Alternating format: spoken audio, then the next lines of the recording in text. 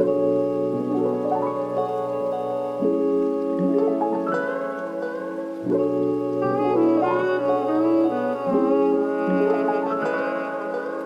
is up, ladies and gentlemen of the internet? It's your boys with Nitpick Central here. It's your boy Andrew, and of course, with me as always is my boy Zach. Say what's up, dude. What is up, ladies and gentlemen? It's me, Zach. Also, pardon me, currently eating dinner, just to keep with the theme here. Hey, that dinner though, from what you showed me, is banging. So I can't blame you. My God, yeah.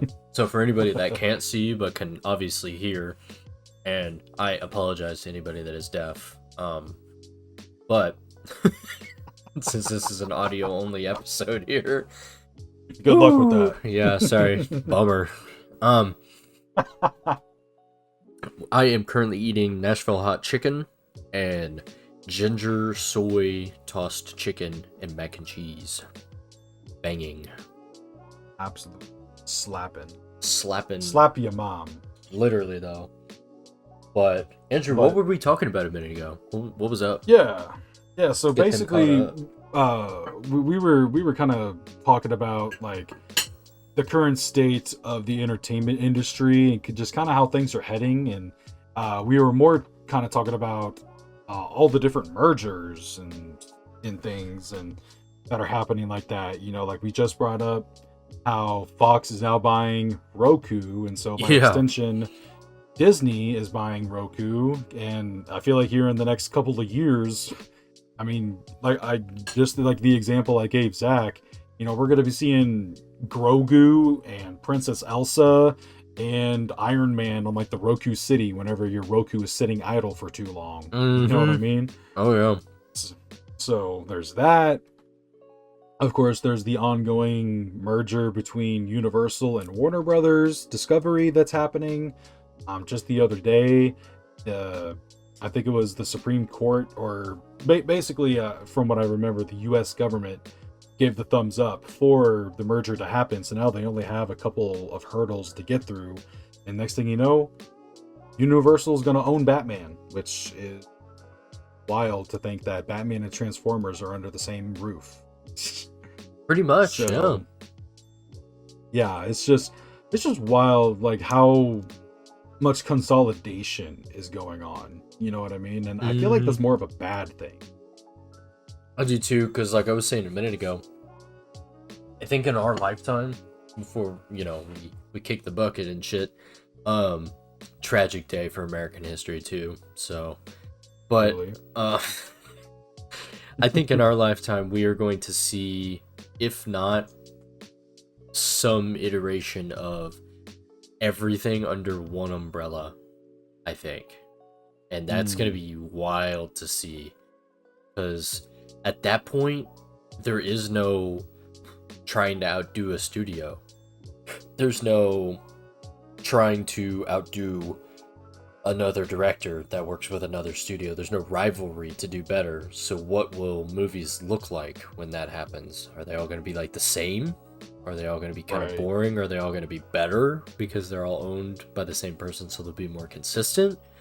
Or because of them being more consistent, will that be like their ultimate downfall? Will movies go extinct and we just watch TV shows? Or what would that look like?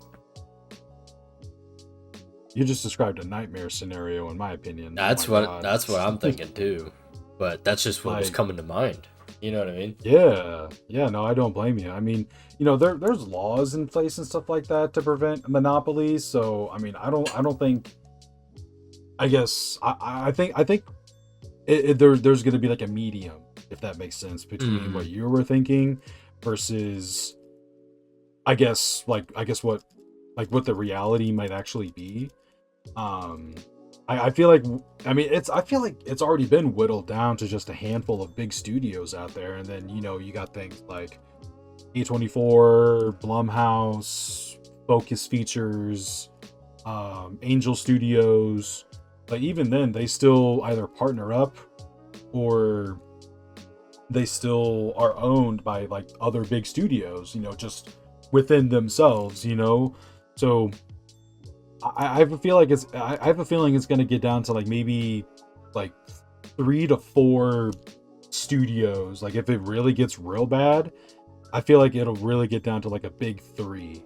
Is I mean, that's just kind of the law of the universe. It seems like there's always a big three something, you know. Oh yeah. Um, so like, I mean, who like out of the big companies out there, who do you think the big three would be if it ends up like that? So if it's gonna be something like that, I already see Disney being up there. Disney is Right. already up there in my opinion.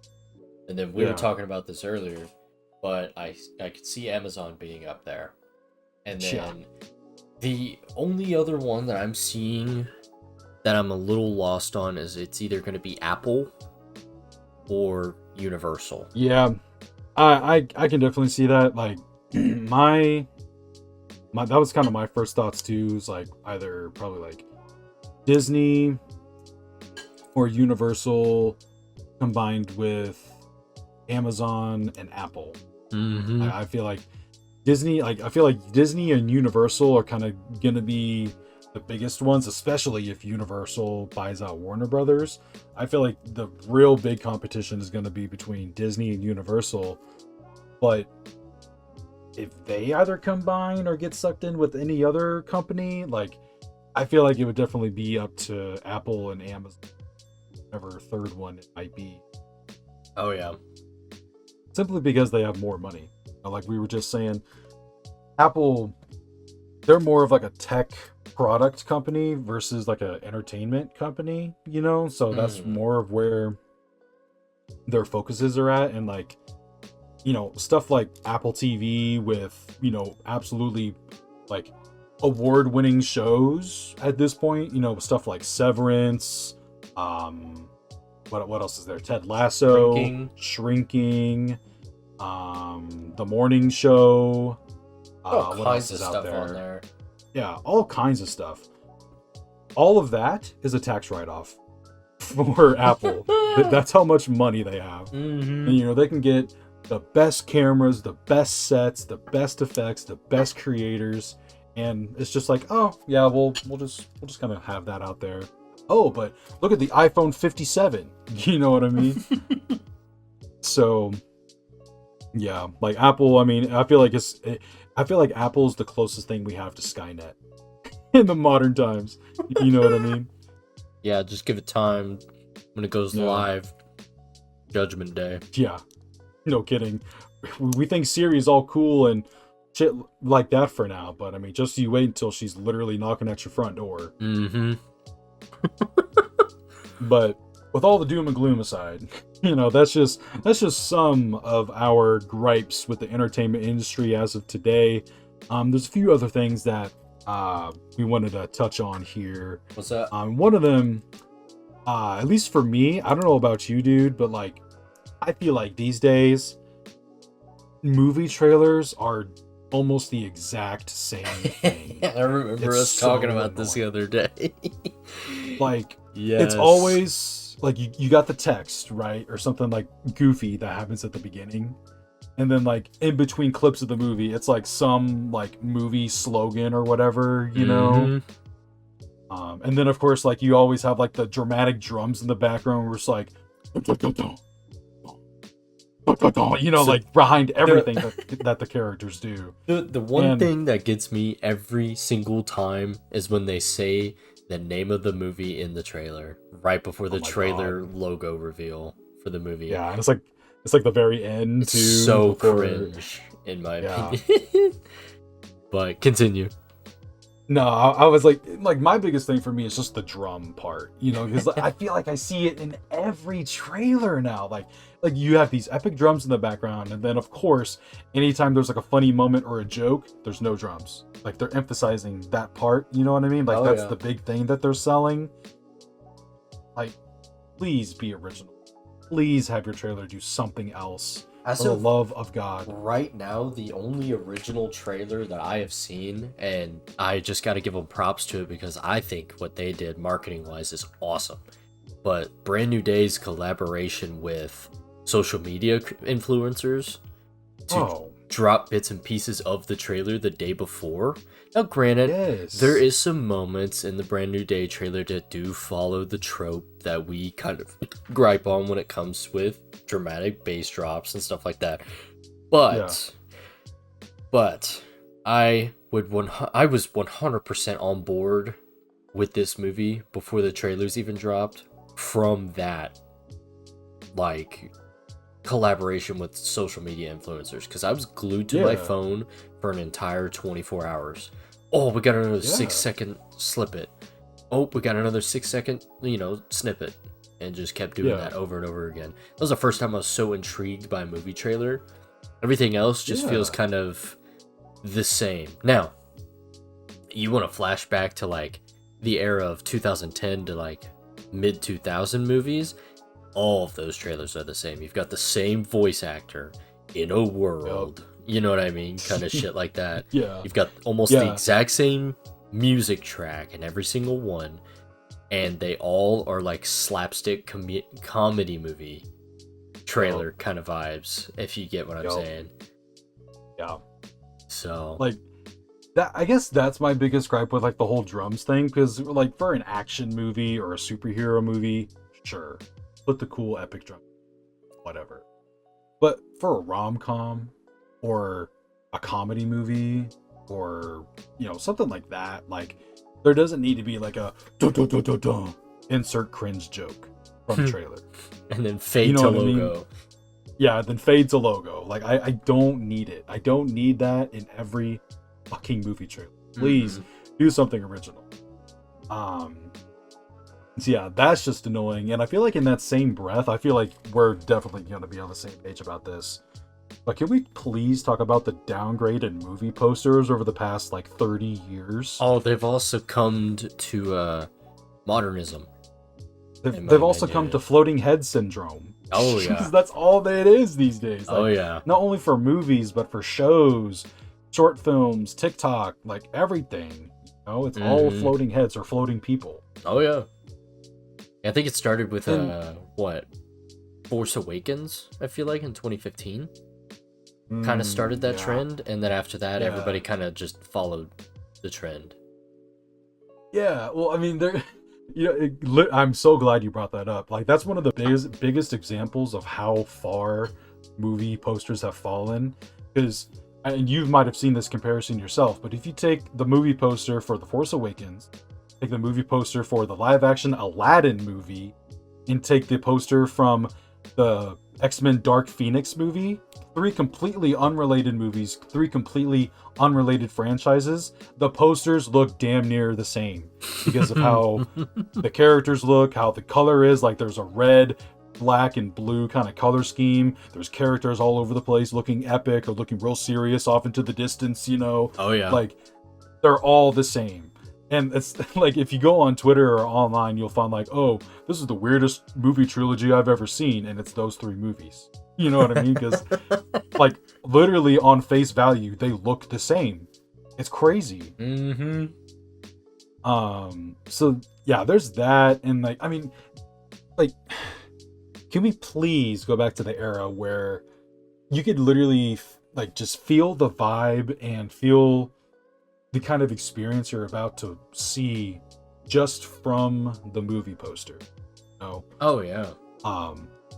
I'm trying to think of like some real iconic ones. Like, I mean, of course you have like the old Star Wars, like the Star Wars movie poster, like before it was called A New Hope, the Star Wars movie poster where, you have Luke standing on top of a rock with Han and Leia and everyone by his side, and he's holding up the lightsaber with the light kind of beaming across it, and you have the Death Star and Darth Vader in the background or something. Well, that shit is cool. I've got a couple hanging up around my place, but like the Indiana Jones movie posters, even though they're all the same for each of the original three, not the newer ones that Disney has put out, they're all roughly the same, but they're all hand drawn. You know what I mean? Right. And then I think Star Wars, the original ones are too, but the characters really there, like it just oozes. Yeah, that's gonna be cool. You know what I mean? Or like the Jaws poster with the shark coming out of the water. That's iconic. Or like the Back to the Future one with the car and Marty getting out of the DeLorean with flames behind him, like kick ass. And you've got, I have this one that has nothing to do with the three that I just named off, but I have the Oppenheimer poster hanging up in spare room, and all it is literally just clouds of fire and just a Yeah. silhouette of Oppenheimer. And I'm looking at it right now as we're speaking, but that's just aura incarnate on a poster. Yeah. And that's the crazy part, is that man created the world's doom, but he's just posted up in the middle of this fire cloud. It's just awesome. Yeah. And like, I feel like, and you know, as big of Marvel fans as we are, I feel like Marvel is the worst Horrible. at the floating head thing. Yeah, oh my god. Like, I feel like it really got to a point with the No Way Home poster, like not the normal one, but like the more fun stuff version of it. Like, I get it, you know, at that point people have already seen the movie, they know, you know, that Toby and Andrew are in the movie already, right? So I guess it makes sense to have them on it. But tell me, why is Aunt May on there? Why is Wong on there? Why is Daredevil on there? Why is Flash on there? Why is Betty Brant on the fucking poster?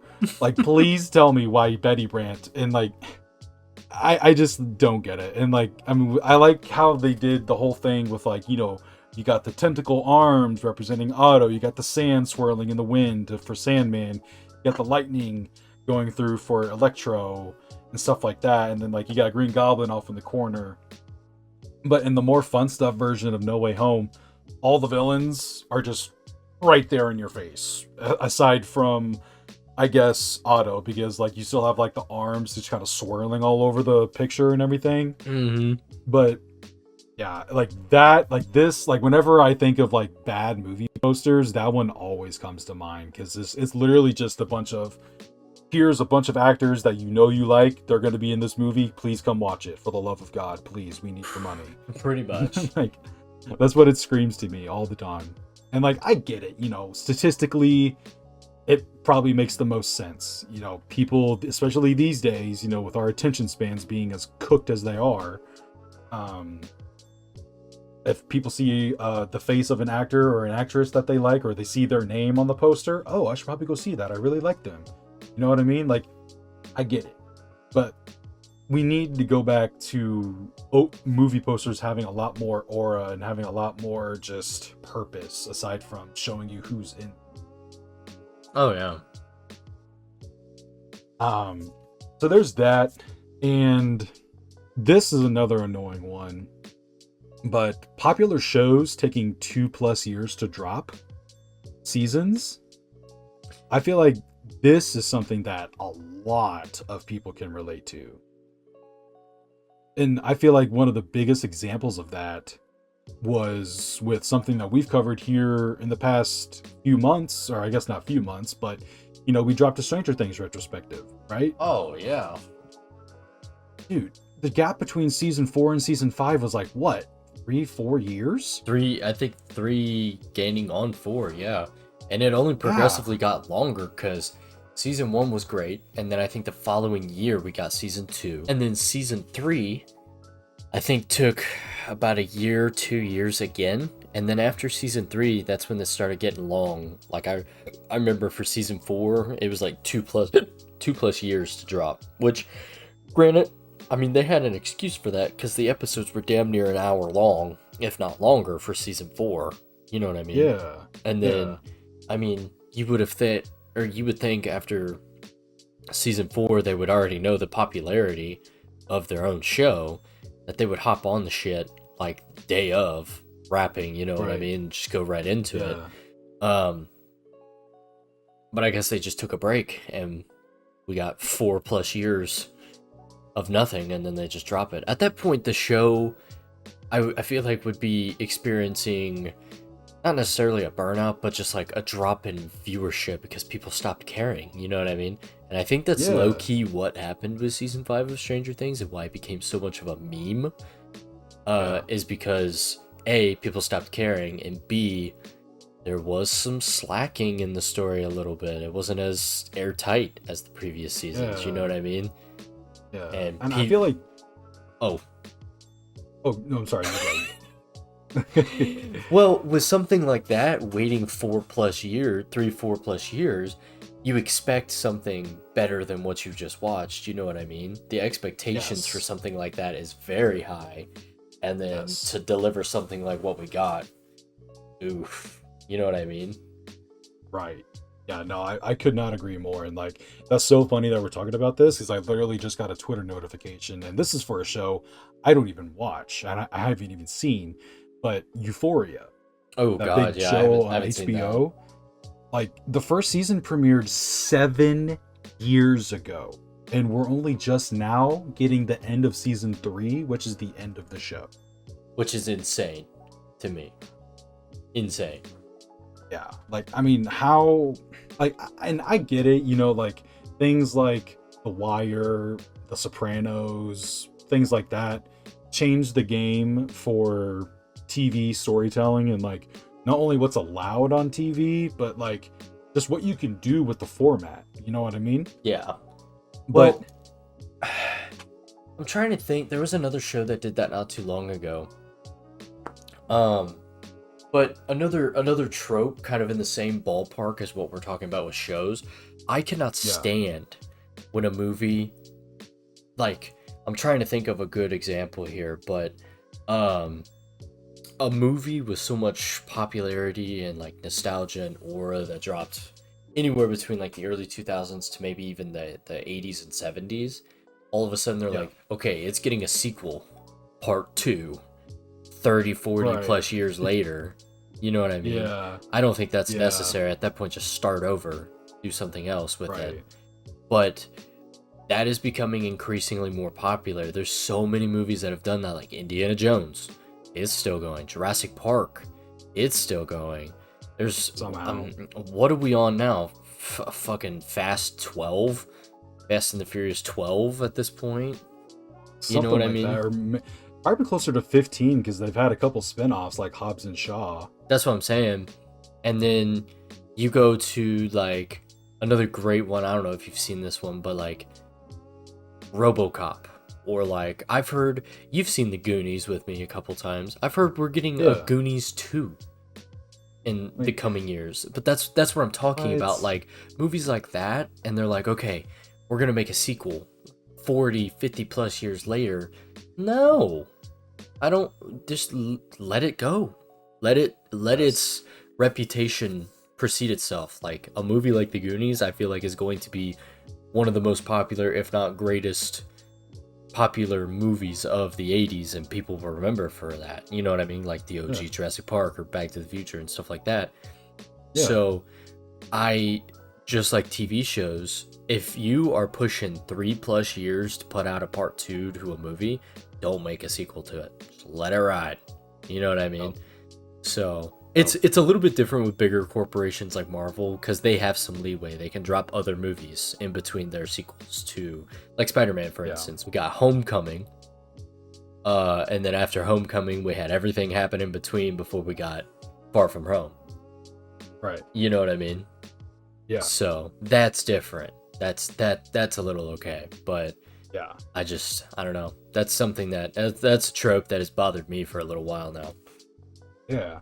I mean, I feel like that's just more of a testament to Hollywood's lack of creativity and their willingness to cling to what works versus taking risks. Like, Hmm.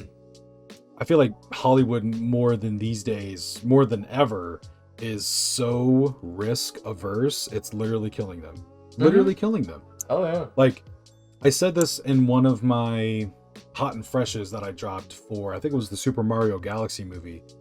But, and I fully agree with this. Ryan Gosling came out and said that it's not the audience's job to keep the movie theaters afloat. I mean, obviously that's how the movie theaters stay afloat.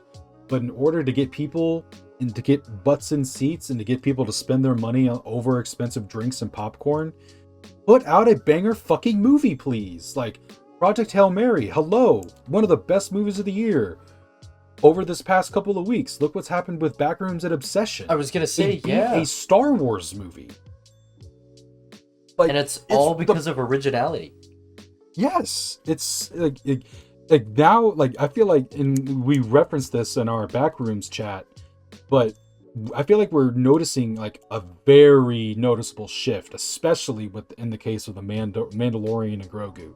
Like the fact that some no-name director from YouTube goes and drops a movie about an incel with freaking mental health problems, beats out a $200 million franchise Star Wars movie.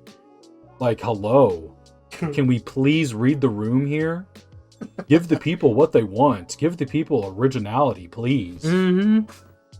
And I feel like a lot of the time, legacy sequels and stuff like that, while they can be good, with stuff like Top Gun Maverick, like I feel like that's the best example. That is I a feel like banger example, yeah. I feel like that's the best example because not only is it a great movie, but I think it elevates itself higher than the original, nostalgia or not. And they do so well with it too, because most of like repeat movies, like what I was talking about earlier, sequels or legacy sequels that proceed, they do horrible. Like Dial of Destiny for Indiana Jones, I feel like Yeah. they tried to do that with Kingdom of the Crystal Skull, and I wish they would have learned that that's just Indiana Jones was done after the Last Crusade. There was no reason bringing it back. You know what I mean? Yeah. And they tried to with Dial of Destiny, and they know that this movie wasn't going to do so good, so they gave us a whole 45-minute segment of de-aged Indiana Jones, like we never missed him. You know what I mean? Right. And it just didn't do too well. Now you flash forward to Top Gun Maverick. That movie took aspects from Top Gun and expected you to go, this movie's so popular, if you haven't heard about it, you at least know about it, and if you at least know about it, you'll know what we're talking about. But if you don't, this movie will still stand on its own, kind of thing. Right. And it does that so well that you could watch Top Gun Maverick without having any knowledge of Top Gun, and the movie is still an amazing film. Exactly. And like it pulls from the old, but the story that it tells is not only relevant, but it's also just is universal. And I feel like that's something that movies have lost, probably not entirely, but you just don't really see it often, where either a movie doesn't really have anything to say at all, or they just say the same things that other better movies have already done and said. Oh, You know yeah. what I mean? But Top Gun Maverick, like it definitely pulled on your nostalgia and it pulled on your heartstrings, but like it did so without that being why you're watching the movie. Watching the movie because Maverick, he's at a stage in his life where, is he gonna let the new guard like take over, or is he gonna continue on doing his thing, or is like young blood and his technology taking over what he loves and values so much? Like that is the movie right there. That's, And yeah. that is so relevant to today's world. It just works. And stuff like that you just don't really see a lot with modern legacy sequels and things. Mm-hmm. At least a lot of the time. Yeah, oh, yeah. What do you think is the worst example of a legacy sequel? Star Wars. I think after so I feel like they captured lightning in a bottle with The Force Awakens. I have never seen Star Wars come back so hard with so much hype when that movie dropped, and even though it was just essentially a rehash of A New Hope, people loved it because it kind of did the Top Gun Maverick thing that we were talking about. Now granted, it didn't do it as well, but people knew Star Wars that much that they didn't have to explain this, and this is why we're doing this, and this. They just kind of did it. You know what I mean? Right. Yeah. And legacy sequel wise, The Last Jedi.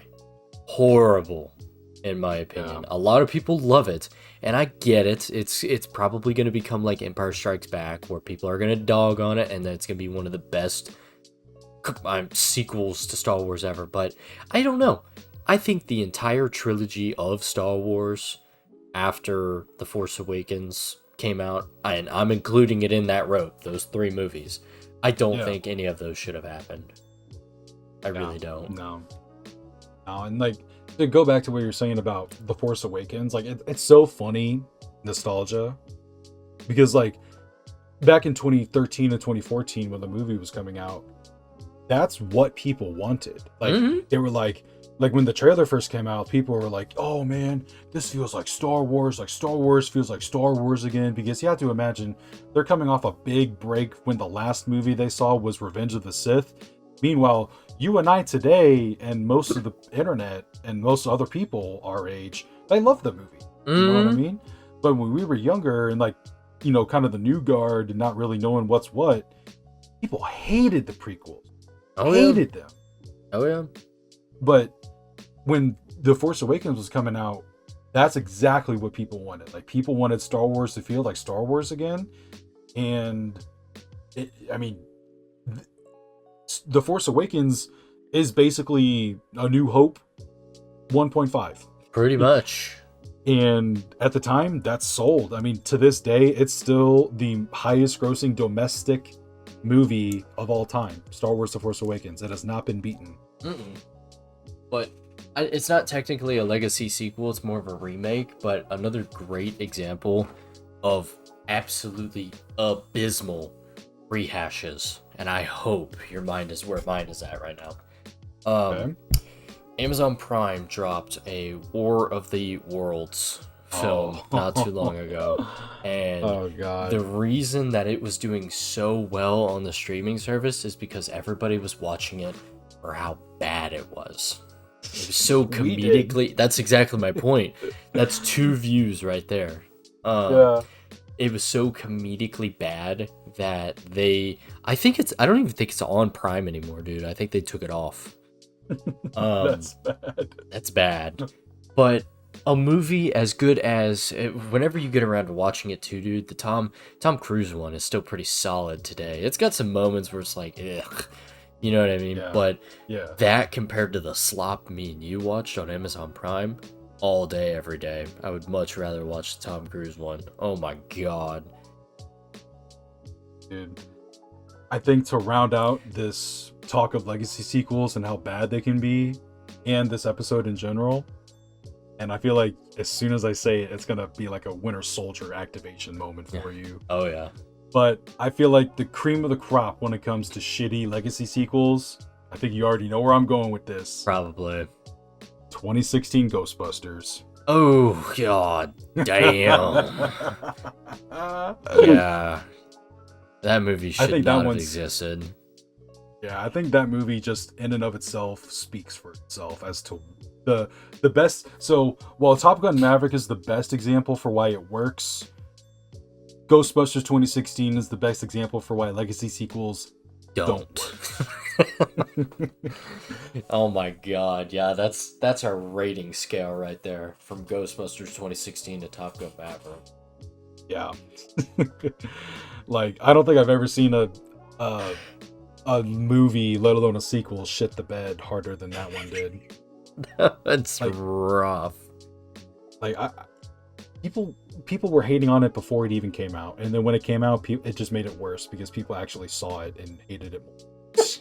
Now, granted, I will give them the benefit of the doubt. They did redeem themselves with Ghostbusters Afterlife by realizing that they wanted a true legacy sequel to the 80s ones with the OG Yeah. Ghostbusters and the Ecto one and all of that, and trying to do the whole pass the torch onto a younger generation type shit. That works because those movies are great. Now, do they have their own flaws? Yes. But golly, what were they thinking with 2016? My god. It's hard to imagine what It wasn't kind of even a tax write-off. That was just a mistake. Like that was a multi-million-dollar mistake right there. like a in real time. blunder. Trash.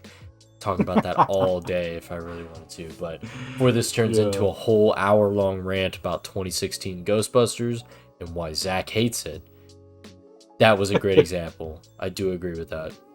Yeah, I just had to bring that up. Like I'm surprised you didn't bring it up, but like I had to. Well, I had in to my talk in my about mind, I this. just kept thinking about fucking Star Wars because I remember going on that entire ride with you from The Force Awakens all the way to The Rise of Skywalker, and I just remember me and Oh. you at that point were watching The Rise of Skywalker for the meme. because we knew Last Jedi left a bad taste in our mouth, and we're like, this movie is not going to be any better. And Yeah. the entire movie was so predictable. I was predicting the fucking plot twists seconds before they would happen on screen, which is why it Yes. created that iconic fucking moment. Yes. And then you know a movie's bad when the cheesy jokes that nobody's laughing at, somebody's 80-year-old grandpa in the back of the theater is dying and slapping his knee at some of the jokes. Yeah.